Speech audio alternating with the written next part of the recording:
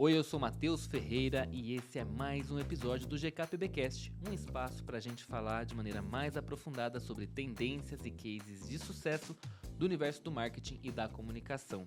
E hoje o nosso episódio, olha só, é diversidade na publicidade e a gente está aqui com o Victor Alexandro, que está sempre aqui comigo, e dessa vez temos a presença ilustre de Jefferson Martins. Dá um oi aí pro pessoal que está nos vendo e nos ouvindo, Jefferson.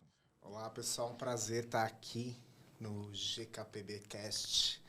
É um veículo que eu curto muito e acho que tem muito a ver com esse assunto que a gente vai falar hoje, tanto pela sua liderança aí, tanto pelo público com quem ele conversa. É isso aí. É minha vez de fazer elogios pra você nesse podcast, tá? Você não vai começar, não. Mas antes aí da gente bater o nosso papo, Victor, lembra o pessoal que tá acompanhando a gente aí quais são as nossas redes sociais. Vamos lá, pessoal. Lembrando que a gente está em quase todas as redes sociais aí. A gente só não tá no Kuai ainda. Quando a gente pensar num roteirinho de novela interessante pra gente postar lá, a gente posta. Mas do contrário, Twitter e Instagram é GKPBcast. No Spotify, GKPBcast também. No YouTube você nos encontra pelo Geek Publicitário. O episódio vai estar lá completinho, bonitão. E se você quiser acompanhar só os cortes, GKPBcast Cortes. E aí a gente tem lá o episódio picadinho pra você que só consegue assistir 10 minutinhos do seu dia. Mas você consegue assistir lá e de pouco em pouquinho você vê o episódio completo, belezinha? Oportunidade de nos encontrar não falta. É isso, muito fácil. Ó, se eu falar a palavra cisgênero hoje ou cis, vocês colocam um apitinho assim, porque não pode entrar no Twitter, vai ser barrado. Né? Acabou, né? Tem essa, né? Talvez a gente não esteja no Twitter mais em breve, né? Acabou. Nunca se sabe. Talvez o Twitter não exista mais em breve também. Então, dependendo de quando você estiver assistindo isso, quem sabe a gente já não tem uma outra rede social melhor, né? Pois é, o bichinho tá empenhado em acabar com o Twitter. É isso aí. Bom, no episódio de hoje a gente vai falar, olha só, a trajetória do Jeff, né? Quais foram as maiores dificuldades dele no mercado, a participação dele na campanha Cartaz HIV Positivo 2015, a criação do projeto Enegrecendo a Propaganda 2018, a posição de diversidade e impacto social dele em grandes agências a partir de 21, a chegada no Publicis Group, os conselhos dele para quem está chegando no mercado publicitário ou para quem já está no mercado e, claro, que a gente vai perguntar também quais projetos ele mais se orgulha de ter participado. Então, aguenta aí que depois da nossa vinheta a gente vai falar um pouquinho sobre diversidade na publicidade.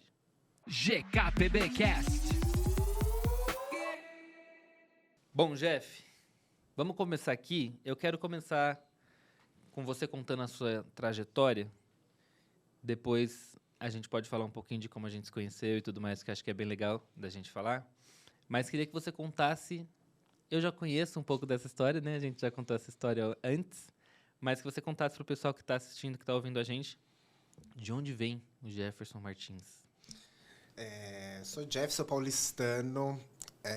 Cresci no extremo leste aí de São Paulo. Morei no começo da minha infância em Guaianazes. Depois...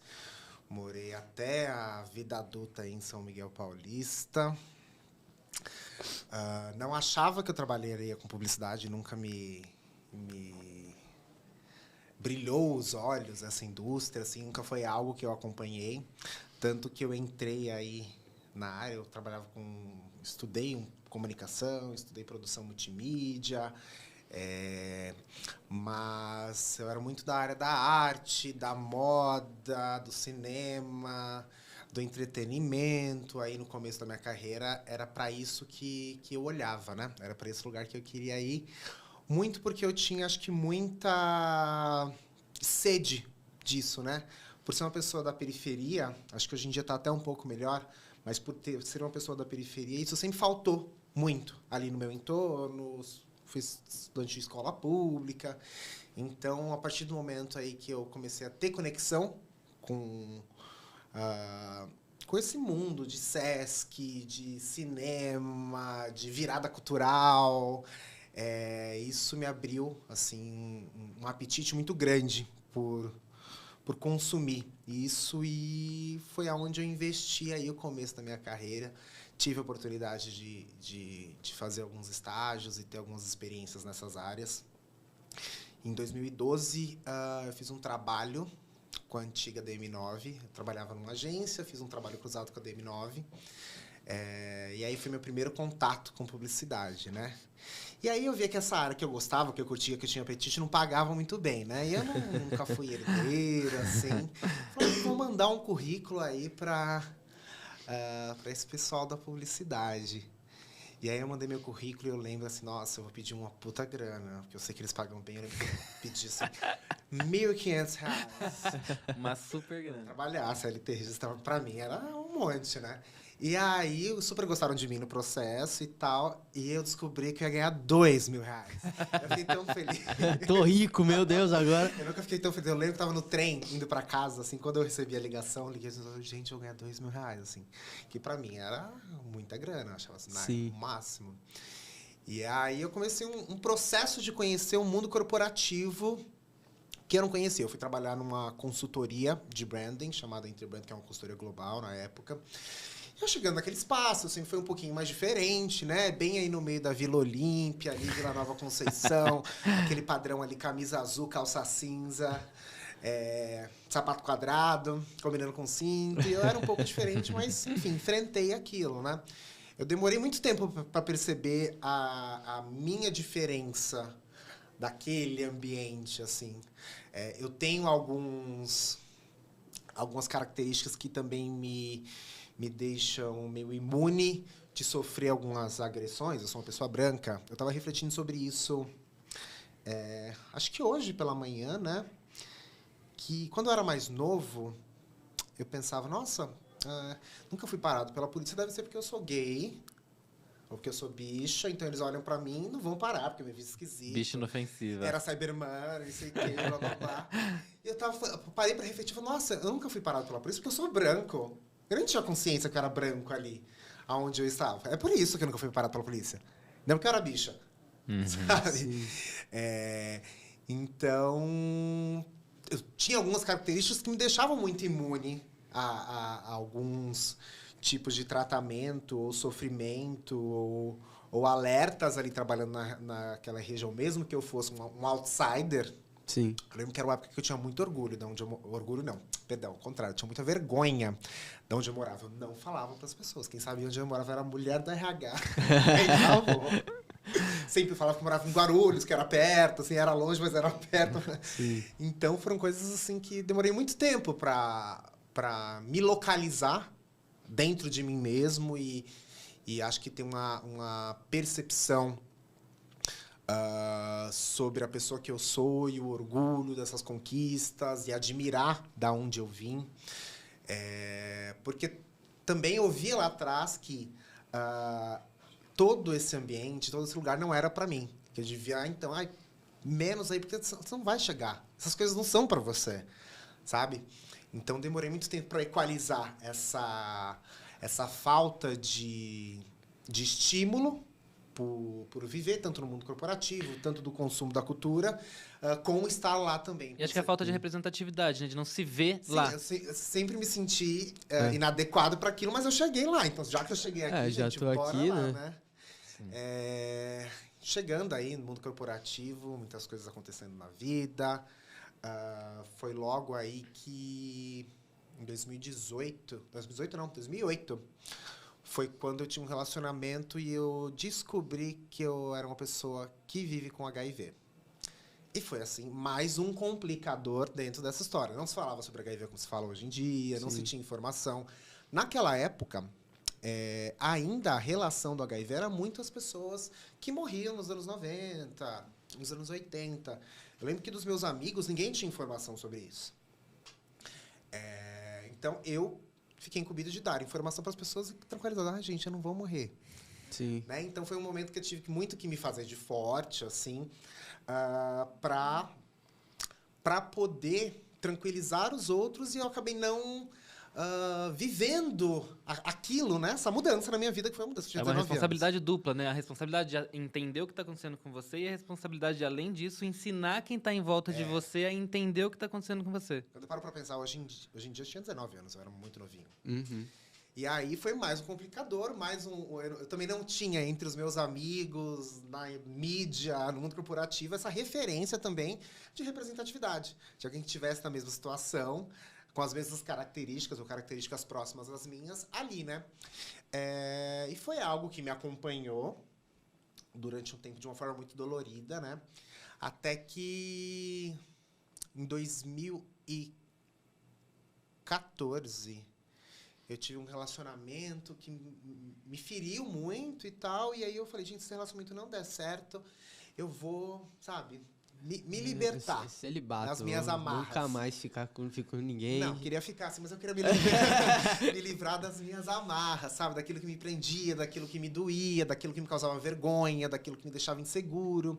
Eu tinha sempre uma sensação muito grande de que alguém ia me descobrir e que eu era uma fraude. Você não falava abertamente sobre sorologia? Não, eu falava sobre minha sorologia com pessoas específicas, em relacionamentos, pessoas que eu conhecia, mas eu tinha aquele monstro, aquele medo de vamos descobrir da onde eu sou, vamos descobrir minha sorologia, vamos descobrir tudo aquilo que hoje em dia eu tenho paz, né? Então, quando esse relacionamento não deu certo, assim, eu resolvi que eu vou entrar numa ONG para pessoas vivendo com HIV para entender outras pessoas que têm características parecidas com a minha. Como que eles lidam com isso foi muito bom, né? Aconselho todo mundo que tem alguma questão a procurar grupos de ajuda com pessoas vivendo com a mesma situação. É muito bom você ouvir do outro e crescer com o outro, aprender com o outro e dar o que você pode oferecer também, né? Uma troca muito, muito justa.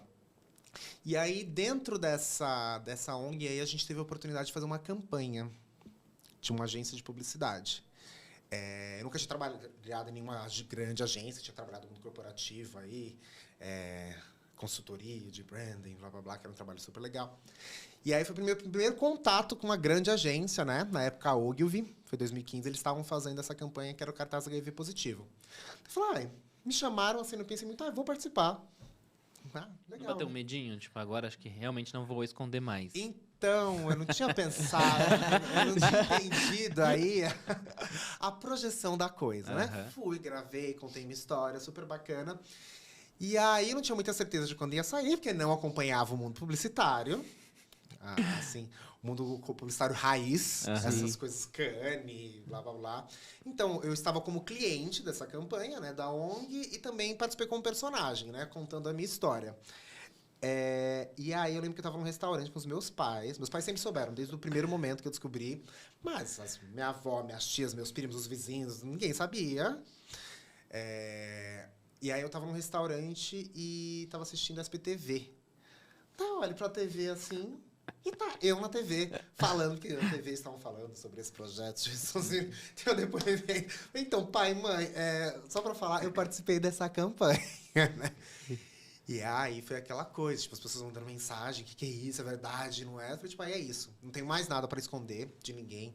Acho que me deu a partir desse momento eu passei a ter uma segurança muito maior sobre quem eu sou, sobre quem eu posso ser. E foi um primeiro momento que eu percebi que a publicidade, ela tinha o poder de mudar algumas vidas. Mudou minha vida, porque eu estava diretamente participando ali, contando uma história, com aquela trilha bonita, com aquela luz, com aquela imagem. Com seu salário de R$2.000. Com o meu salário de R$2.000. Acho que em 2015 eu já ganhava um pouquinho mais. Mas já era PJ, já tinha entendido a pejotização, já estava em outro lugar ali.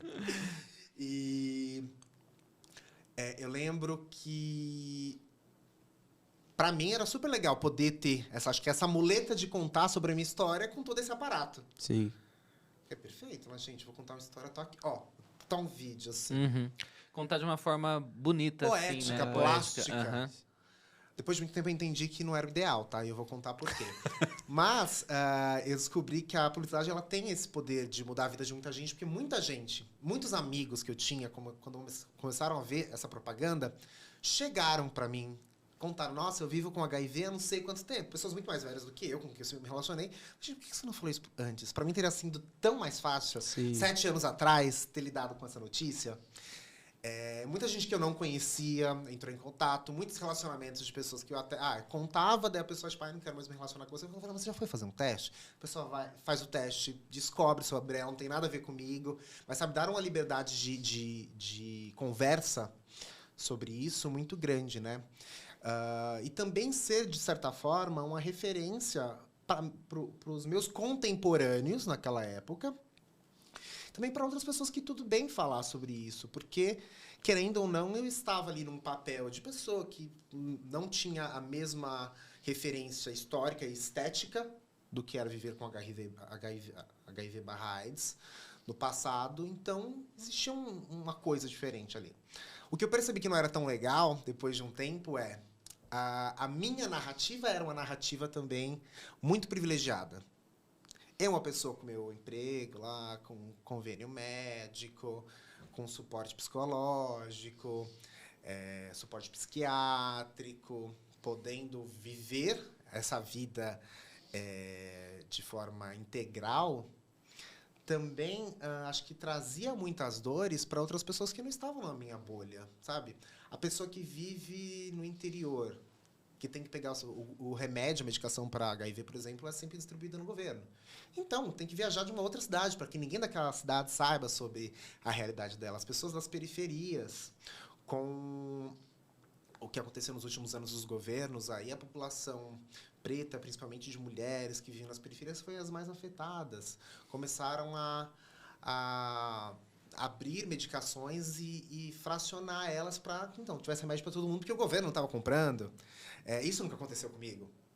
Eu que vou no Emílio Ribas, centro de referência, pegar minha medicação, isso nunca aconteceu comigo. Então eu percebi que às vezes a minha narrativa era muito mais prejudicial para muita gente, das pessoas olharem, tipo, nossa, ele tem a mesma realidade que eu. E parece estar tão bem, tão bonito. E como que ele consegue? E eu tenho essa realidade e eu não consigo. Por que está sendo tão difícil para mim? É que a outra parte, né? A parte de todos os meus privilégios aí, também não era mostrada, né? Então, acho que foi quando eu parei de ser muito ativista contando a minha história publicamente para a grande massa e acho que trouxe aí um teor muito mais contestador sobre a questão como um todo, né? Ao invés de contar a minha história de uma forma plástica, bonita, com trilha sonora da publicidade, que é a minha história. Não posso negar. Mas eu tenho que entender também qual que é o meu papel de poder influenciar a sociedade para que a maioria das pessoas tenham uma história mais plástica, ou mais fácil de contar, mais próxima da minha, né? Então, foi um dos momentos que eu vi que a publicidade ela podia, sim, ter um grande efeito na vida de muita gente, tanto para um lado positivo, tanto para um lado negativo, se a gente não sabe como usar aquele material, né? Mas acho que também, aqui, eu acho que você está sendo um pouco Duro, né? duro com você mesmo. Porque, assim, existem pessoas que estão em uma realidade muito próxima da sua que você ajudou com esse seu depoimento, entendeu? Então... Não, acho que não é nem duro comigo. Acho que eu passei a ter responsabilidade pelo que eu estava falando.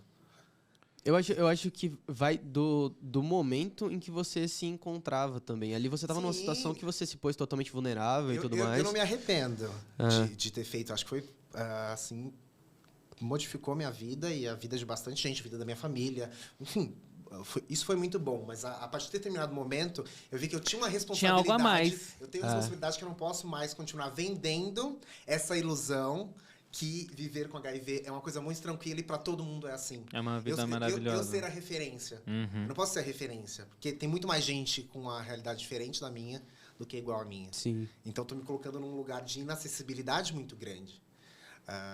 Eu acho que, pelo que eu comecei a fazer profissionalmente depois, isso ficou cada vez mais real, né? Acho que eu entendi, eu tive dois lados de uma moeda aí, de viver me sentindo diferente, depois me viver com privilégios, e ali isso me causou e me trouxe assim muitos aprendizados para o que eu viria a fazer depois, né? Sim. E eu acho que é super legal você se colocar nesse lugar de suporte que você tá hoje em dia, porque é importante isso. Tipo, a gente vê as campanhas de HIV hoje em dia quase não existe. As pessoas realmente ainda tratam isso como se fosse um tabu enorme, que não pode falar sobre isso, dá para esconder embaixo do tapete ali, e ter pessoas falando sobre isso, falando, gente, não é assim, tipo, e às vezes tá tudo bem, você consegue viver normalmente sobre isso, e ter pessoas como você, assim, que se colocam nesse lugar de suporte para trazer essa conversa para fora do tapete, onde a galera tenta esconder, é muito importante. No mundo corporativo não se fala sobre isso, por exemplo. A gente não tem liderança. Que liderança você conhece que é assumidamente soropositiva? Não conheço, mas tem poucas lideranças também LGBTs que se declaram. Não acho que seja necessário, mas a gente não sabe. É uma vivência, é uma parte da vida das pessoas que, Sim. às vezes, elas subtraem porque ainda não se sentem confortável com o impacto disso. Então, existem várias camadas. Ser né? LGBT e ser soropositivo, quando você descobre a sorologia, ela meio que reforça. Só vou falar. Pode falar. Soropositivo é algo que a gente não fala mais. A gente fala pessoa vivendo com HIV. Então, a pessoa que vive com HIV. Quando a gente fala soropositivo, a gente está colocando a pessoa num papel daquilo. Não é uma pessoa que vive com algo. A pessoa vem na frente. E quando a gente não fala mais deficiente, fala pessoa com deficiente, a pessoa vem sempre na frente. Tá, uma pessoa com HIV. O fato não define a pessoa. Quando você é LGBT, tem uma série de problemas para lidar. Quando você é uma pessoa com HIV e LGBT, parece que você está reforçando todos os estigmas que existem em cima da pessoa LGBT. Sim. Né? Então aí você fala, nossa, todo aquele estigma, porque, por exemplo, quando você fala quando você conta para os seus pais que é gay, eles têm muito medo de. Eu lembro que a minha mãe falava, não, tem muito medo de você contrair HIV, né? E aí quando você tem o HIV, você fala, nossa, eu reforcei um estigma que está na minha comunidade. Eu fiz tudo que falaram que aconteceu. Bingo, né? Mas não é sobre isso. A questão é que dentro do mercado corporativo já é tão difícil. Né? Tipo, quando você pergunta se você conhece alguém que tem esse outing sorológico, já está fora do armário sorológico, tipo, já é tão difícil tratar sobre sexualidade. É muito mais difícil tratar sobre identidade de gênero. Sim. A gente tratar sobre viver com HIV ainda está assim, além, né? Essas descobertas, né, também me permitiram saber muita coisa. Tipo, então, que eu sou uma pessoa que é pansexual. Que eu comecei a poder me entender em outros lugares. Que eu sou uma pessoa queer. Sabe? Tem cada vez mais que questiono qual que é esse papel da cisgeneridade ou da binariedade. Então, tenho olhado, toda vez que eu tenho que responder qual que é o seu gênero, eu não me considero uma pessoa trans, mas eu também não me considero uma pessoa cis, no que ser cis quer dizer hoje em dia, Sim. né? Tem esse não lugar. Então, eu me considero como queer aí, que é um questionamento sobre papel de gênero, sobre imagem, sobre expressão. Então, eu fui me permitindo me conhecer também. Acho que uma vez que a gente não tem essas amarras, esses medos, fica mais fácil a gente se conhecendo, se permitindo, se aceitando e permitindo que outras pessoas também tenham acesso a esse lugar de segurança. Perfeito. Quando você coloca esse lugar de segurança publicamente, é algo muito complicado também, né? Sim. Mas então, realmente eu não conheço outras pessoas e no mundo corporativo não se fala sobre isso. Mas isso importa tanto para tantas coisas em vários lugares. Recentemente, eu tenho que ver, não é algo, não é como se a pessoa fosse idética, a pessoa do meu lado, sabe? Mas tipo, ela não sabe que eu vivo com HIV, mas ela... Por mais que isso não seja algo que você esconda, ela não... Ela sai por aí contando, tipo, HIV chegou aqui, não é isso.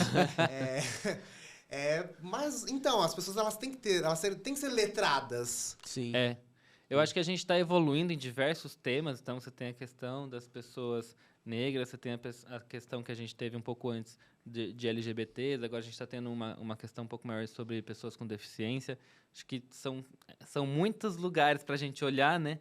E eu acredito bastante que em algum momento a gente vai chegar nesse lugar. Eu espero, né? Inclusive. E acho que não é nunca nem chegar no lugar, tá? Porque é uma constante. Sim.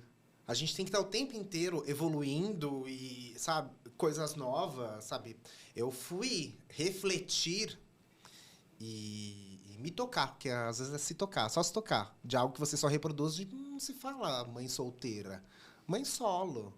Sim. Mãe solteira. O que solteira? Não tem isso, né? O lugar que você coloca a mulher ali. Porque mulher tem que ser casada para ser mãe. Quais que são essas ligações, sabe? É mãe solo, pai solo, porque quer ser uma mãe solo. Não tem a ver com o seu papel de ter um matrimônio para poder exercer aquela função. Então, é o tempo inteiro que a gente tem que ir refletindo, se tocar do que a gente está falando, do que comportamento, que estigma... que sociedade a gente está reproduzindo? Porque muitas vezes a gente tem um comportamento medieval. A gente fica meio no 2023. automático, né? E aí vai fazendo sem perceber.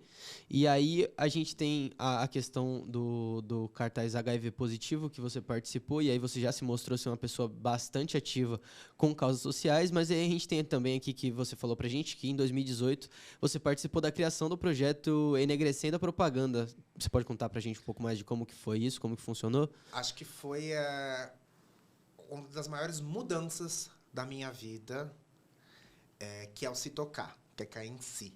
Aonde você tá? O que você tá fazendo? Olha a sua volta. Que foi em 2018, né? Eu apliquei para um curso da SPM no Rio, chamado Marcas e Representatividade. Que era um curso, primeira vez que ocorreu, primeira e única vez, infelizmente, que ocorreu na história da SPM, que era um curso que tratava sobre narrativas sobre a população negra, tanto do ponto de vista de marca, marketing, diáspora, cultura, onde se localizava. E aí era um curso que todos os docentes eram pretos, trazendo essas informações, né? 90% dos alunos do curso também eram negros. Eu estava lá entre os 10% que não era. Muita gente legal que está aí no mercado hoje em dia, com que eu reencontro. Também fez esse curso, que é muitíssimo especial, né? E foi ali que eu caí em mim, da onde eu estava localizado no mundo, sabe? Tenho uma ascendência aí negra, minha avó é negra, mas sempre teve uma reprodução do racismo muito forte na vivência dela, desse projeto de eugenia que a gente tem do Estado brasileiro lá de trás. Chegou na minha avó, ela é de 35, né? Então, ela reproduzia muito isso. E eu não tinha noção, né, de muita coisa. De estar ali na SPM, num curso focado em negritude, em que o meu colega, da mesma sala que eu, era parado e a carteirinha dele era pedido para entrar por um segurança negro também, e eu podia entrar livremente na SPM, ninguém perguntava quem era eu que eu estava fazendo ali. Nem na minha cidade eu estava. Então, foi um curso que abriu assim, o meu olhar para muita coisa. Mudou dentro de mim, assim, a pessoa que eu era, por ter um contato tão, acho que explícito, com as mazelas que a gente sofre, tanto no nosso país, como no mundo, como do ponto de vista histórico, em relação às questões de negritude, né? E foi a partir disso que eu falei, eu preciso fazer alguma coisa. Eu já estava trabalhando numa grande agência de publicidade, aí falei, o que eu vou fazer com isso? Eu falei, eu vou chamar a publicidade para discutir sobre isso. E fiz uma coisa muito simples. Eu deixei as portas abertas para que profissionais pretos pudessem estar dentro de uma grande agência. Porque eu olhava ali em volta, naquela grande agência que eu estava, chamava Tribal, não existe mais Tribal, que era uma agência da DDB, e eu não encontrava essas pessoas pretas. Encontrava pouquíssimos LGBTs também. Era uma época que a publicidade falava muito sobre LGBT, mas estava só ali a drag queen no comercial. Povo alegre, divertido, animado. Eu lembro que nessa época, um executivo que eu falei, vamos investir em pessoas trans, vamos contratar uma pessoa trans, sabe? Que seja na recepção da agência, para ter esse contato. E essa executiva falou para mim, acho essa ideia super legal, ter uma pessoa assim, cheia de penas ali. Meu Deus. Eu não estou falando sobre ter uma drag queen na porta da recepção da agência, não é sobre isso. Não é uma balada. Sim. Que fosse uma pessoa trans ou cis, mas que quisesse se vestir assim, ótimo. Mas a referência de como empregar essa pessoa tem que ser uma palhaça. Para que ela pudesse estar ali na porta da agência sendo super moderno. Não é sobre isso, né? Em 2017, 2018, essa era a coisa que eu ouvi. 2017, 2018, eu ouvia coisas assim muito complicadas de muitos altos executivos do mercado. Que ainda estão aí. Alguns melhoraram muito e alguns continuam sendo as mesmas pessoas. Sim. Mas naquela época era isso. A gente, pra fora, belezura. Pra dentro, não tinha. E aí eu resolvi fazer esse evento. Pegando as conexões que eu tive lá no Rio. Então, eu trouxe o Felipe Silva, que foi quem deu a última aula para mim lá no Rio. Na época, ele trabalhava na África. Eu trabalhava na Tribal, que era do mesmo grupo. Ele ainda não tinha Gana, que é um projeto foda dele. Depois a gente se reencontrou lá na Yang, mas a gente chega lá. Chamei o Felipe Silva, chamei o Maurício Pestana, que é um dos maiores cartunistas aí do país e que traz muito no seu trabalho essa questão da negritude, do racismo. A gente trouxe o Ricardo Silvestre, que hoje em dia é da Black Influence, para mediar esse painel. A gente trouxe a Valquíria Ribeiro, que é uma atriz da Globo. A gente trouxe também a Janaína Martins, que hoje aí está no Conselho dos Publicitários Negros, mas na época trabalhava muito na área de content, aí, de social. E a gente trouxe a Mariana Molina, que era uma mulher trans, que já participou de novela, na época era make-up artist. Então, todas pessoas pretas. E eu publiquei nas redes sociais da agência. Tipo, então, temos esse evento com essas pessoas. Na Tribal ainda ou já na Tribal? Na Tribal. Para falar sobre a presença de pessoas pretas e o mercado de propaganda. E aí, naquela época, 130 pessoas, na sua maioria preta, eu diria que uns 95% de pessoas pretas, foram a esse evento. Não sei se aconteceu, mas não se tem registro no Brasil de ter 130 pessoas pretas, que não seja um papel de trabalhar, talvez, nas áreas de cozinha ou de limpeza, mas 130 pessoas pretas ali tendo um papel ativo, numa discussão, discutindo, falando, não se tem um registro. Essa foto ela é muito bonita, sabe? Eu fiquei muito feliz. Eu não participei dessa discussão, não era sobre mim. Sim. Mas é sobre o que eu, de novo, no meu papel de privilégio, de entender o meu papel de privilégio, que eu podia usar o espaço da agência para fazer o que eu quisesse. Trabalhava na comunicação, sei lá.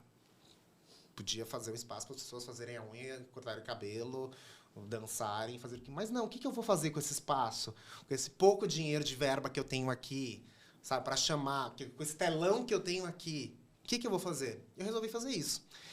E foi muito bom, do ponto de vista de ver que essas pessoas existiam, publicitários negros ali, estava começando aquela época, então foi, acho que na internet ainda, né, o Publicitários Negros começou, foi um momento que muita gente do Publicitários Negros se conheceu pessoalmente, porque muita gente não se conhecia. Então foi um espaço, sabe? Só você abrir o espaço para aquelas pessoas saberem que elas podem estar ali nos Jardins, no Itaim.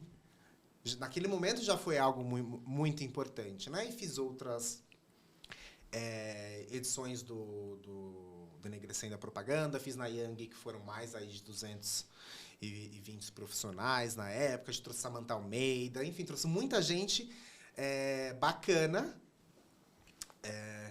naquele momento, e se tornou algo que eu tento sempre fazer nos lugares que eu estou. Com pandemia eu fiz online algumas vezes aí, mas sempre trazendo uma discussão diferente. Então é um trabalho assim que mudou minha vida e que eu usei essa experiência que eu tive ali para fazer algo pro mercado e para a comunidade, que eu acho que também mudou a vida de muita gente, sabe? Sim. Não que eu seja o Salvador, o branco Salvador, mas é só para mostrar, quando eu reconheço meu privilégio, ou o que eu chamo de meu pequeno poder, e aí eu faço alguma coisa com isso, o que eu vou fazer com isso? Eu posso fazer qualquer coisa. Uhum. E aí eu faço algumas escolhas, né? O quanto de impacto eu posso causar.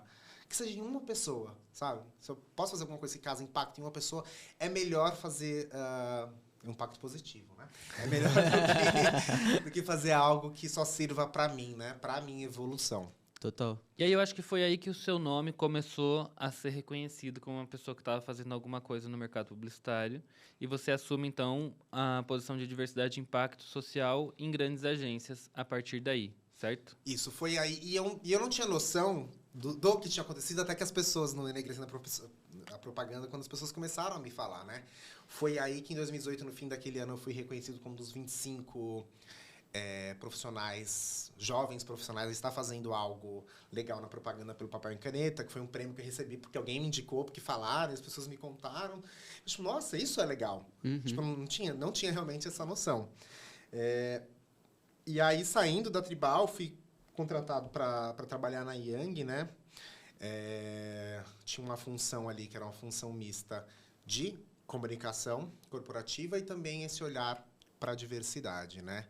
E ali eu consegui ser mais, como eu posso dizer, não é nem reconhecido, mas a coisa ela se instituiu, né? Existe agora um cargo, existe uma função, existe um dinheiro para eu trabalhar. E era um momento em que o mercado inteiro já estava entendendo essa necessidade também, né? Que foi que a gente foi vendo as coisas acontecendo em volta. Vai estar acontecendo a Wunderman com a Andrea Assef, com a Vivi, com a Rafa Martins também já eram, desde 2017 já trabalhavam aí com o 2020, que era uma empresa do grupo WPP também, que era da Young, para onde eu fui. Então, já existia aí uma movimentação de mercado, mas não se tinha essa profundidade dessa necessidade de se ter esses papéis, né? Eu lembro que foi na Young, quando eu encontrei o Felipe Silva, que foi meu professor, que participou da Enegrecendo a Propaganda. A gente se encontrou ali, os dois como profissionais da agência, e tinha um trabalho que o Felipe sempre me falou que ele tinha muita vontade de fazer. Que era uma escola de criatividade para pessoas pretas, periféricas, e que era a Escola Rua, que eu dentro da Young falei, então, você tem esse sonho, eu tô aqui, tem esse dinheiro, vamos fazer. Foi um dos projetos que eu mais gostei de ter feito acontecer na vida, a primeira turma, porque aí a gente foi entender o que era que a gente queria fazer, depois a gente foi aprendendo que não era exatamente só isso que a gente precisava fazer, que a gente precisava o quê? Ter uma bolsa para que as pessoas que talvez precisassem trabalhar no sábado, a gente queria fazer no meio da semana, mas, gente, não é isso. A pessoa que estuda, ela tem que trabalhar de dia. Tipo, você está falando de pessoas periféricas, pessoas LGBTs, pessoas trans, não é essa vida que, então, posso fazer um curso presencial à noite no Alto de Pinheiros. Ou de manhã, ou à tarde. Não é, sei lá, um aluno da SPM que estuda de manhã e tem a tarde inteira para fazer o que ele quiser. Ficar criando um portfólio em casa. Sim. Nada contra, gente. Mas é isso. Tem um pouquinho. O foco era outro. Mas aí a gente foi aprendendo que a gente precisa dar uma bolsa. A gente precisa... As pessoas elas não tinham computador, seu notebook, Mac, para levar para lá. Então, a gente teve que alugar contadores para essas pessoas. A gente teve que entender que, nossa, talvez essa grana que a gente está dando... e a gente acha que a pessoa pode usar para se alimentar, para pagar a passagem. Não. Essa grana a pessoa precisa usar para outra coisa... E é legal ter almoço, ter alimentação aqui para quando as pessoas vierem. A gente se deparou quando as pessoas chegaram lá, e são pessoas que estudaram na Escola Rua e hoje em dia estão no mercado fazendo uma grande diferença. Isso lá em 2019, que a gente começou a Escola Rua. Essas pessoas, elas não tinham nas suas faculdades um laboratório com milhares de computadores para elas aprenderem a mexer no Photoshop. Ou no Illustrator, para quem queria ser diretor de arte. Então, algumas das aulas tiveram que reforçar isso, sabe? Reforçar a ferramenta. Porque na faculdade também não tinha. Eles tinham que dividir o computador com muita gente, sabe? Porque a gente preferia o quê? Estudantes de escolas, de faculdades periféricas. Sim. Não é a pessoa da SPM. A SPM já tem, né? Os acessos para essas pessoas já são muito mais fáceis, né? Então, foi um trabalho assim, que a gente construiu na Young com a área de diversidade naquele momento, né? E foi quando houve aí a fusão da Young com a VML. Já tinha acontecido no mundo, aconteceu no Brasil, que foi em 2020, durante a pandemia, não tenho certeza. Acredito que sim, que essa fusão aconteceu em 2020. Acho que 2020, foi 2020. E aí, com todo o movimento que aconteceu, eu passei a assumir uma posição exclusiva de diversidade dentro da Young, né? A comunicação ficou num outro lugar. A Young, esse escritório da Young, da VML Wayanara de São Paulo, foi o primeiro no mundo a ter uma área como essa, fora do headquarters que fica em Kansas City. Então, a gente era aí algo que se olhava, né? O que a gente estava fazendo, o que a gente estava construindo, né? Legal. Acho que isso foi muito bacana, é algo de muito orgulho, mostrar que porque trabalhar com essas questões, às vezes trabalhar comunicação pura, né? Sem ter ações afirmativas aí para essa questão, é muito mais fácil porque é técnica, você faz com o pé nas costas, aí você não tem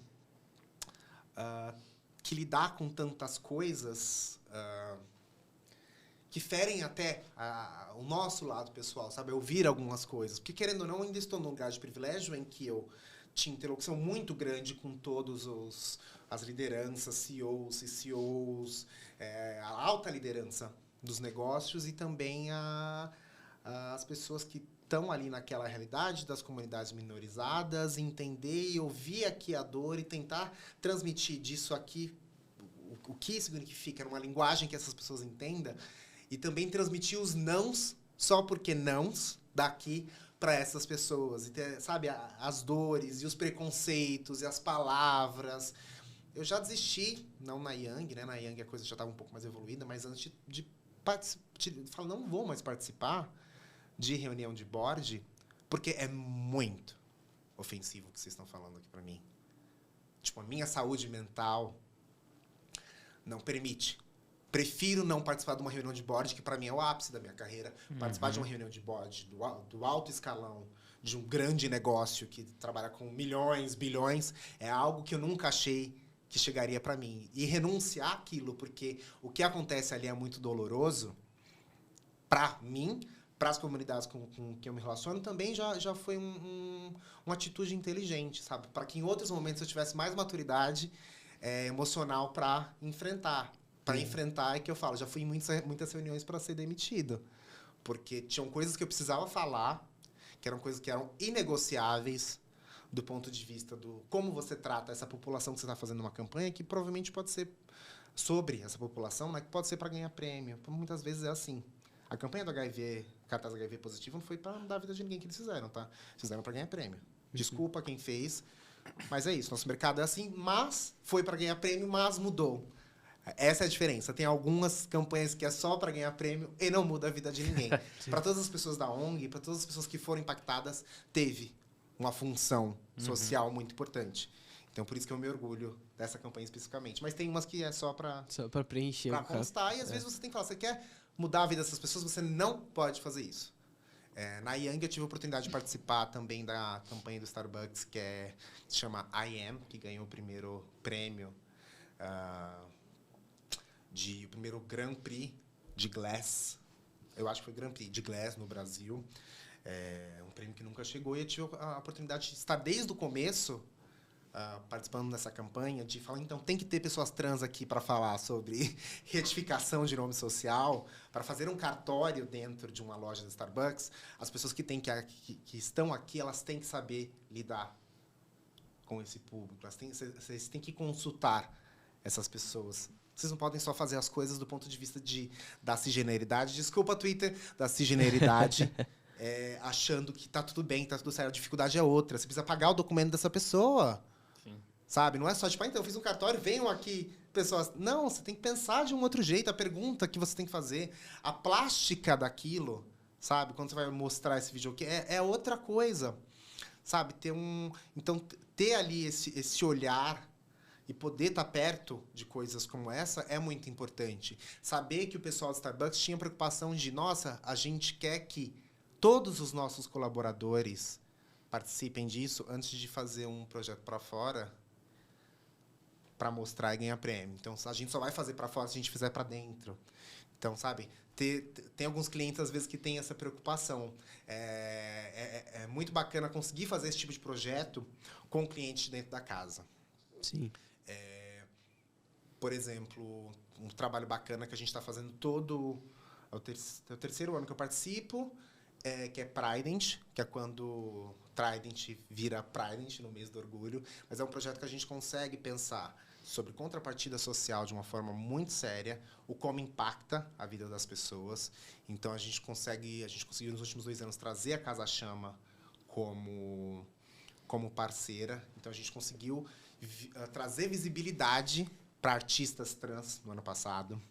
Então, houve uma exposição aí na sede do IAB, que é o Instituto de Arquitetura Brasileiro, que foi linda, que foi uma festa, que com essa grana muitos artistas conseguiram aí potencializar o seu trabalho publicamente. Esse ano o Pride está viabilizando a mudança da Casa Chama, né, que nunca teve uma sede oficial, era um espaço que eles, enfim, tinham, e agora estão conseguindo fazer essa sede que assim tem um impacto na vida das pessoas muito grande, porque eles tratam de questões jurídicas, questão de saúde, eles têm aí uma das unidades do SUS, eles têm uma parceria para tratar somente de questões de pessoas trans, mas é o médico de família de pessoas trans, que entende qual que é o todo, sabe? Que não é falar, tipo, então, vou te dar hormônio, não vou te dar hormônio, é entender o todo dessas pessoas. Eles têm uma parceria de educação dessa medicina também, é uma unidade do SUS. Então, conectar esses parceiros ideais com essas marcas que realmente querem fazer algo é muito importante. E como fazer com que esse projeto, esse trabalho, ele funcione de uma forma que seja importante para todo mundo. Que as pessoas elas se sintam respeitadas, ouvidas. É difícil. É muito difícil porque, mais uma vez, sabe, ter que lidar com... A saúde mental tem que estar em dia. Em dia, porque você ouve muita coisa. Você se assusta com muita coisa em 2023. De pessoas que não são letradas, de pessoas que... Mas, tipo, como que você quer fazer isso se você tem coisas tão básicas, né? Que eu já achei que lá em 2015 já tinha passado, a gente já tinha passado por isso e a gente não passou. Então, outro trabalho que eu curto muito, assim, mais recente, esse ano, também muito orgulho da gente estar entregando agora. Mas o que eu queria puxar aqui quando você estava na Tribal, a gente se conheceu, a gente fez algumas coisas, né? Eu lembro que a gente fez Papai e Bebê, que a gente... Natura. Natura, Papai e Bebê. A gente fez Calói, algumas coisas de Calói também, que eu não esqueço da minha Calói, a campanha. Mas aí quando você chega na Young com essa responsabilidade mais voltada para a diversidade... Oficial, não oficiosa. Né? E aí você me convida, aí eu acho que tem uma coisa muito legal, né? Que aconteceu poucas vezes na minha vida e eu não esqueço, assim, de você me chamar, de um belo dia, você falou, vem aqui, eu quero fazer uma reunião com você. Aí você falou assim, cara, eu tenho uma grana para publicidade, a gente quer fazer com um veículo, posso fazer com os veículos que já se faz há muito tempo, mas eu queria fazer especificamente com você. E eu, na época, assim, falei, putz, será que eu consigo fazer isso, né? E aí eu lembro que você falou assim, não, tipo, eu queria que você fosse cobrir um evento internacional e tal. Aí eu pensei, mas não sei nem se eu sei falar inglês para conseguir fazer isso e tal. Aí bate aquele monte de insegurança, aquela síndrome do impostor, tipo, não vou conseguir entregar. E aí foi muito legal o que a gente fez com a cobertura do South by Southwest. A gente produziu uma série, né? E aí na série foi muito legal que a gente chegou com uma ideia muito semelhante, do tipo, a gente quer falar de diversidade nessa série, então a gente não vai entrevistar executivo de alto escalão da empresa, a gente vai contar histórias diferentes, histórias legais, e que eventualmente pode ter. Eu lembro que tinha a Glaucia, que já estava numa posição de liderança, né? Mas tinha uma história muito legal a ser contada, né? E a gente selecionou aquelas histórias, e cada uma daquelas histórias tinha o Felipe Silva, que estava também nessas histórias. E aí a gente contou essas histórias. Depois que a gente contou essas histórias, teve essa cobertura lá do South by Southwest. Primeira cobertura internacional que eu fiz. Aliás, as duas coberturas internacionais que eu fiz foram graças a você. É muito engraçado porque são 10 anos de EKPB e as duas oportunidades que eu tive de trabalhos com agências de publicidade foram com agências das quais você trabalhava e você olhava para o meu trabalho. Porque, de resto, isso nunca aconteceu. O que acontecia, sabe aquelas reuniõezinhas que você vai, o almoço de relacionamento? Eu nem aceito mais isso, tipo, não aceito mais almoço de relacionamento, porque parece que a pessoa me pagou um almoço e eu sou obrigado a falar sobre ela o resto da minha vida, entendeu? Não tem almoço grátis. Então, não tem almoço grátis, literalmente. E aí, tipo, depois eu só passei por esses almoços de relacionamento onde nunca davam em nada e na hora de botar a grana ia sempre para os mesmos lugares e até hoje a gente está em 2023 e a grana ainda vai sempre para os mesmos lugares, né? E eu queria aproveitar até essa oportunidade, a gente te chamou, desde que a gente começou com esse projeto, eu queria muito trazer você aqui para te agradecer também por isso, porque muitas pessoas acham que as coisas surgem assim, né? Tipo, do nada o Matheus está no South by Southwest porque ele é muito sortudo. Eu estava fazendo um trabalho já fazia muito tempo. A gente já tinha conversado, eu já conhecia o seu trabalho, você conhecia meu trabalho. o tempo vai passando. E depois, quando você foi para Léo Burnet, a gente conseguiu fazer um outro trabalho que a gente ainda está desenvolvendo, que é uma outra série que dessa vez a gente não está falando especificamente de diversidade, a gente está falando sobre criatividade. Mas tem esse olhar Mas também, tem né? esse olhar em tudo que a gente está A fazendo. gente não é mais tão incisivo ou tão professoral. E que na bom questão, poder falar de outras coisas mas é também, isso, né? Que E a que gente preta falando sobre o que gente preta quer falar. Bicha falando sobre não o que vamos, bicha quer não falar. vamos pegar o Sim. gay só para falar É sobre isso. ser gay, né? Não. Vamos falar sobre criatividade, vamos falar sobre outras coisas. E é esse outro trabalho que a gente está fazendo. E assim, foi muito interessante também perceber, principalmente do meu lado, né? Como, no final das contas, é isso. Tá todo mundo ali ganhando leão em Cannes todo ano, né? Indo para o sul da França tomar champanhe.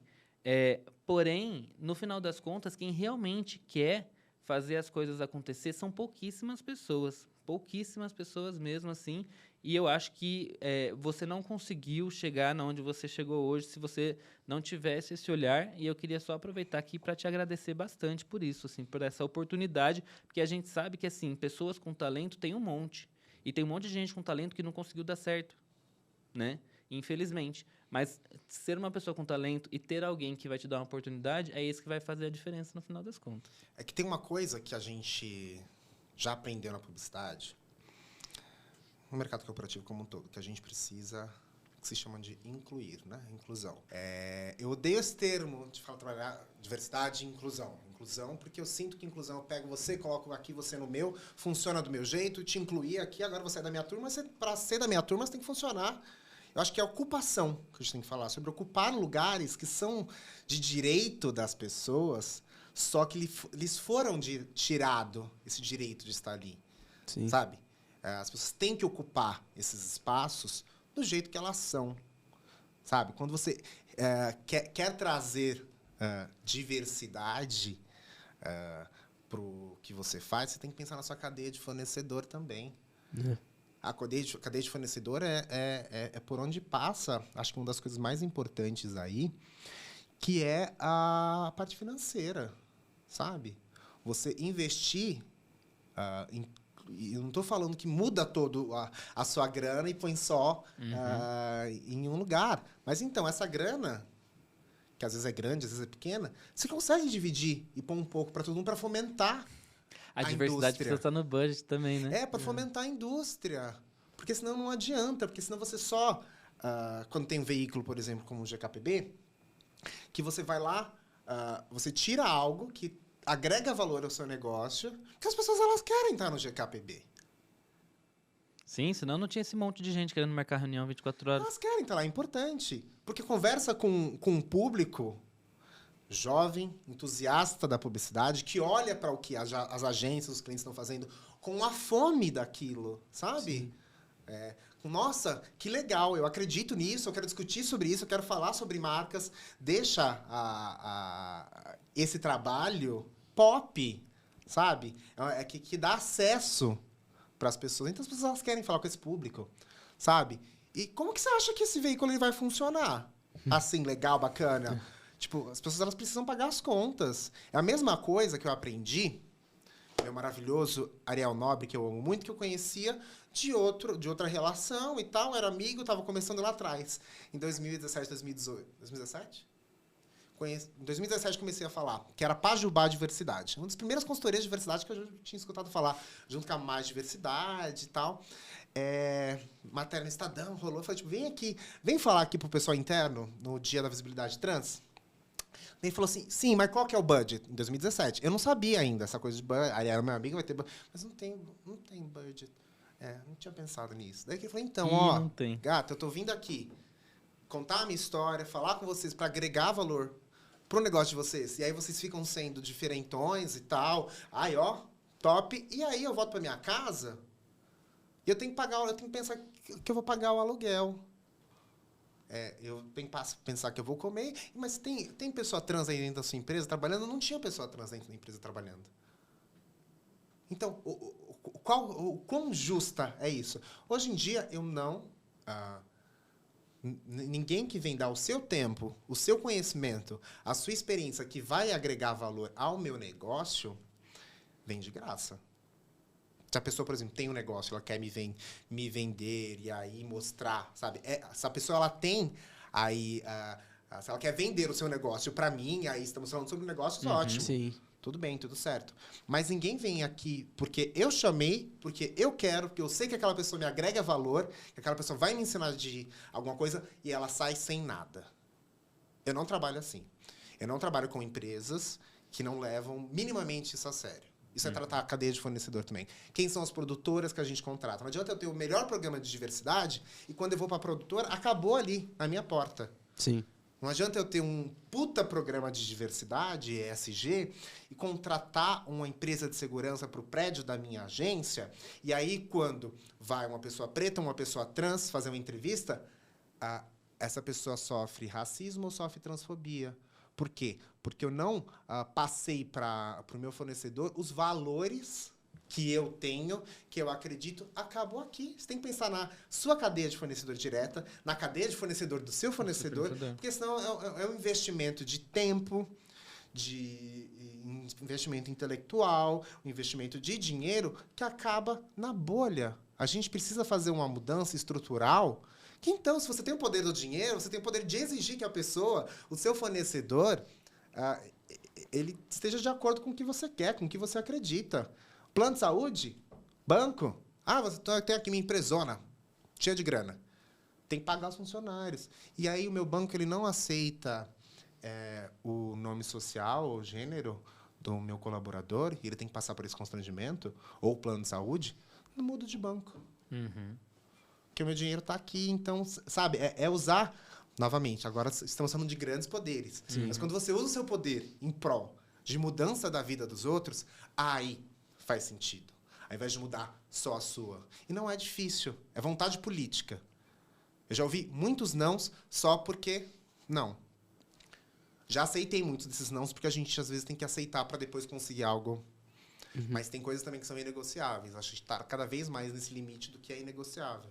Sim. Sabe? Então, a escolha, não só pelo GKPB, mas por vários outros fornecedores, é porque eu sei, dá para enxugar um pouquinho aqui, trazer um pouquinho para cá, para que a gente tenha, de fato, algo que promove uma mudança de alto impacto, de cada vez mais impacto, sabe? Tem tantos veículos, por exemplo, aí de cultura preta. Os mídias das agências estão olhando para eles, com 56% da nossa população sendo população negra. Os nossos mídias, eles consideram nos seus planos de mídia esses veículos? Por que não consideram? Por que eles não param para pensar? Tenho certeza que o investimento que eles vão fazer nesses veículos é muito menor do que o investimento que eles vão fazer em alguns outros que o resultado talvez não seja tão bom quanto. Então, às vezes, não é matemática, é só falta de vontade política. Sim. É sair da sua zona de conforto, é não fazer os mesmos comportamentos. É a mesma coisa quando a gente se toca, que a gente está tendo um comportamento medieval, a gente tem que se tocar também no nosso trabalho, no nosso dia a dia. A gente está repetindo algo. Por que a gente repete? Faz sentido? Fecha a conta? Total. Sim. E aí... Falo demais, né, gente? Desculpa. Não, tá ótimo. Eu tenho certeza que quem tá ouvindo e tá acompanhando o papo tá gostando muito. É muita coisa para absorver. Show do Jeff Martin. Só caminhando aqui já um pouco até pro final da nossa conversa, eu queria saber como que foi a sua chegada, porque hoje em dia você é diretor de impacto social e projetos especiais do Publicis Group, né? Então eu queria saber como que foi essa chegada, se você já chegou nesse cargo onde você está, e como que funciona, o que você faz, para explicar direitinho para quem está ouvindo. Esse é um presente, né? Falei agora há pouco da Andrea Seff, que é uma das criadoras do 2020. A gente teve a feliz coincidência de se encontrar agora no Publicis Group. Ela entrou, acho que ano passado, como head de comunicação corporativa do grupo. Eu já estava na Léo, que também faz parte do grupo Publicis. Então, ela estava na holding, eu na Léo, que faz parte da holding, né? E a gente tinha algumas interlocuções. E aí, no começo desse ano, veio o grande desafio de a gente montar, com as lideranças de comunicação de cada uma das agências do grupo, um grupo geral, né? As lideranças de comunicação da holding juntaram um hub de comunicação olhando para vários várias verticais, né? Então, tem uma vertical de reputação, uma de digital, uma de comunicação interna. E eu tive a feliz oportunidade de ser responsável por essa vertical de impacto social e projetos especiais, olhando não só para uma agência, mas para as 14 agências do grupo. Então, a capilaridade do que vai ser possível fazer é muito maior, né? Obviamente, todas essas lideranças, a gente tem uma integração muito forte. É um grupo que a gente tem aí 3 mulheres, 2 pessoas pretas, sabe? Uma pessoa LGBT. Então, é um grupo que é o sonho acho que de muitas pessoas que acreditam na diversidade. São todas pessoas letradas, são pessoas que sabem a importância de colocar projetos, trabalhos, ações na rua que tenham um impacto. Então, mesmo que eu seja responsável por essa vertente hoje em dia, eu tenho colegas e uma chefe que são responsáveis nesse sentido, né? Então, aí eu vou ter a oportunidade de continuar criando esses projetos, olhando para o impacto social do ponto de vista de comunicação, só que tendo aí um alcance muito maior, porque eu vou poder olhar para 14 agências, né? Acho que são por volta de 1.500 funcionários no Brasil. Entendi. Então, tantos os projetos que a gente olhar para dentro, junto com o RH, obviamente, né? Porque tem muito disso a gente trata junto com o RH, mas tantos projetos que a gente olhar para dentro, como a gente olhar para fora, para clientes, para compromissos públicos, investimentos em parceiros, cadeias de fornecedores, a gente vai poder fazer muito mais, né? Então, acho que é uma grande felicidade essa oportunidade. A gente está começando esse processo, a gente anunciou no começo de junho, né? Então, tem muita coisa para fazer, estou animado. Espero poder contar outras vezes essas novidades, mas a gente está caminhando. Que legal, muito legal. E aí, você quer seguir? A gente vai só fechar com um conselho seu para as pessoas, para quem está... Principalmente, né, a gente sabe que a galera que está mais disposta a ouvir conselhos são as pessoas que estão mais no início da carreira, né? E que estão tentando aí. A gente tem pessoas que não tiveram muitas oportunidades. A gente tem esse público, isso é muito legal também, né? A gente fala muito com esse público que é esse público que está, de alguma forma, tentando entender o que está acontecendo no mercado. Porque eu fui muito assim, né? Eu cheguei em São Paulo, estudei no Mackenzie, do nada todo mundo estava trabalhando nas melhores agências de publicidade do Brasil, e eu estava tentando entender ainda o que estava acontecendo quando eu me formei, né? Então, para essas pessoas que estão acompanhando a gente, que estão tentando entender o que está acontecendo, o que você diria para elas? Nem eu tô entendendo o que tá acontecendo. Não, na verdade, eu acho que hoje em dia existe ainda um monopólio de poder / autoridade muito grande.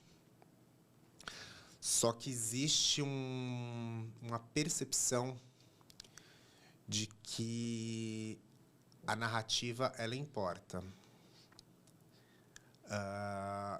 Acho que você entender qual que é a sua narrativa, da onde você vem, sabe essa história que eu demorei um tempo, foi...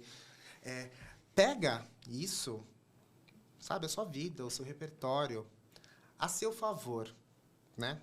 Hoje em dia a gente tem acesso muito fácil a muita informação. Então, acho que quando a gente olha para dentro o que a gente viveu e a gente começa a organizar essa experiência com as informações que a gente tem, a gente consegue traçar alguns caminhos sobre aonde a gente quer chegar.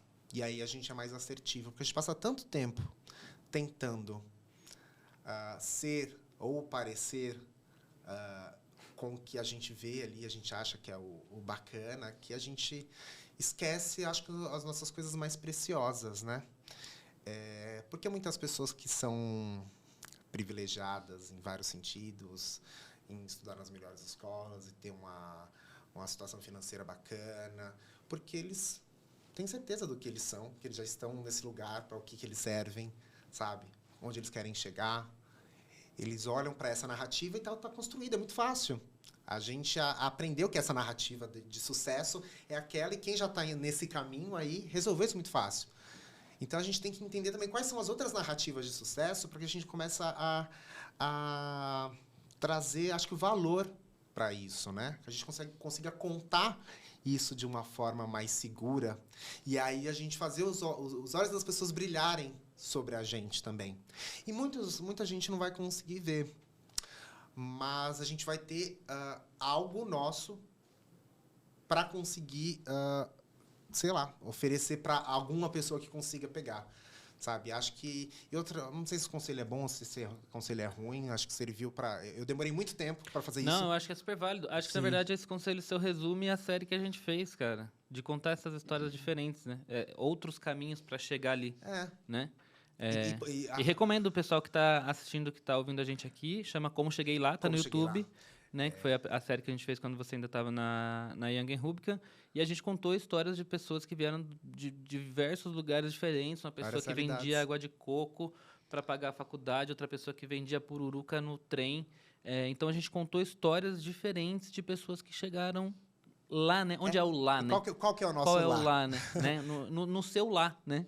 E isso foi muito legal mesmo, que é uma série que, assim, toda vez que eu me deparo com ela de novo, eu fico bastante orgulhoso, porque acho que a gente conseguiu falar para as pessoas que não tem um trajeto linear ou o trajeto correto para chegar aonde quer, né? Isso é muito legal. E acho que até se a gente pegar a trajetória dessas pessoas que a gente entrevistou naquela época... Já mudou muita coisa. Então, o lá nunca chega. E acho que um outro conselho muito mais rápido é uma coisa que eu falei aqui mais de uma vez. Quando você fizer alguma coisa, seja no seu trabalho, seja na sua vida... Tenta sempre pensar no impacto positivo que você vai gerar, seja para uma pessoa do seu lado, ao invés de trazer isso só para você. Eu acho que enquanto energia que você coloca no mundo, isso é muito importante, sabe? Sim. Faz para você em primeiro lugar, sempre, você precisa estar bem. Mas aí faz uma coisinha e gera um impacto pro outro, e aí deixa sempre um de bônus pro mundo, sabe? Alguém vai precisar, alguém tá a menos. Tem gente que tá muito a menos, mas aí vamos tentar equilibrar. Sem tentar puxar o tapete de ninguém, né? Só... Não precisa, realmente. Tem espaço aí para todo mundo. Muito bom. Vamos lá? Nosso fechamento, Victor? Vamos lá. Pessoal, eu vou agradecer primeiro, Jeff. Muito obrigado por essa conversa, tá? Foi incrível. Eu tenho certeza que foi muito enriquecedora para quem tá ouvindo e pra gente que tá aqui também, né? O Matheus já te conhecia, já sabia mais da sua história, mas eu não conhecia. E conhecer e saber toda a sua história, principalmente do ponto do seu conselho, para mim, eu achei ótimo, que realmente faz muito sentido. As pessoas que já têm já são herdeiros, elas já têm muito fácil isso do que elas são e o que elas precisam ser, mas a gente que vem de uma parte mais baixa, assim, da sociedade, a gente passa muito tempo tentando se encontrar e passa, às vezes, o resto da vida sem saber onde é realmente o nosso lugar. Então, muito obrigado pelo seu conselho, por esse nosso papo aqui, que foi muito legal. E agora, já falando mais com o pessoal aqui que está ouvindo mesmo, lembrando vocês que a gente tá pelo Spotify, a gente tá em todas as plataformas aí. Então, lembrando aqui que a gente tem o nosso espaço aqui para esse podcast, para conversar com vocês, para trazer todos esses assuntos para vocês. Então, é muito importante que a gente saiba se vocês estão gostando do que vocês estão ouvindo e assistindo. Se você tá pelo Spotify, não esquece de deixar aí as nossas 5 estrelinhas, que a gente já tá avaliado, né, Matheus? Agora a gente já Estamos com 4.9 na média. A gente já tá indo bem tá demais. Bom, mas eu quero as 5 estrelas. Será que a gente crava os 5 bonitinho? Vamos ver. Depois desse episódio aqui, talvez, acho que a gente tenha boas chances. É verdade. Se eu falei, deixa um bônus pra alguém que alguém... isso aí.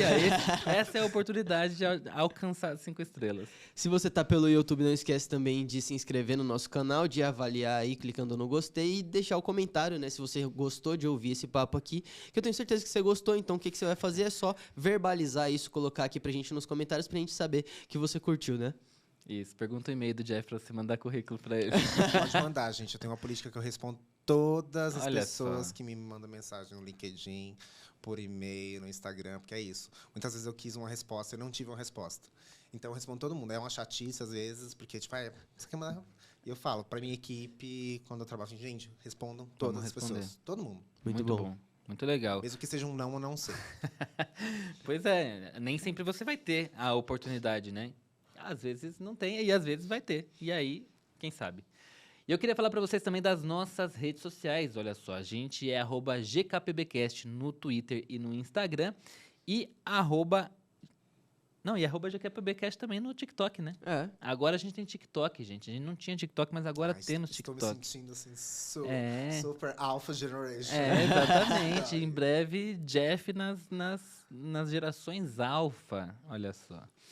E além do TikTok, também temos o nosso canal do YouTube, né? Se você está ouvindo o nosso podcast, ou dá até para assistir no Spotify hoje em dia, né? É verdade. Ou se você estiver assistindo a gente no Spotify, a gente também tem nosso canal no YouTube, que lá no YouTube é o canal do Geek Publicitário, tá? Eu sou o @Mateus Ferreira no Twitter e Ferreira Mateus no Instagram. O Victor é o @VictorALexandro. E o seu, Jeff? Quais suas redes sociais? Eu sou no Instagram Jeff Guimar, JEFGUIMAR. No LinkedIn, Jeff Martins. Ai, Facebook acho que ninguém usa muito Não mais, precisa né? mais, né? E- No Twitter você não tá. Não. Contra o Elon Musk total. Não, é que eu não sou muito bom dessas coisas. Assim. É isso. Então, vamos lá. Sigam o Jeff. Recomendo, inclusive. Tem uns looks maravilhosos no Instagram dele. Sim, é verdade. Precisa se divertir também, gente. Válvula de escape. É são os isso aí. lookinhos. Se vocês não conseguirem um emprego com ele, pelo menos dicas de moda vocês vão ter o tempo todo. Com tá bom? certeza. A gente se vê no próximo episódio. Até lá. Beijo, gente. Até mais. Tchau.